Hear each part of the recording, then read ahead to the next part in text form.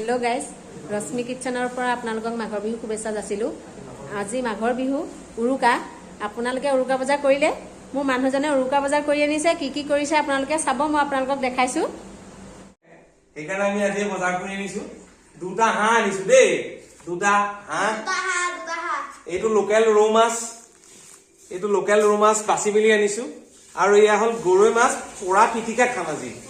হা ধনিয়া আনিছো বজাৰৰ পৰা লোকেল জলকীয়া আনিছো মটৰ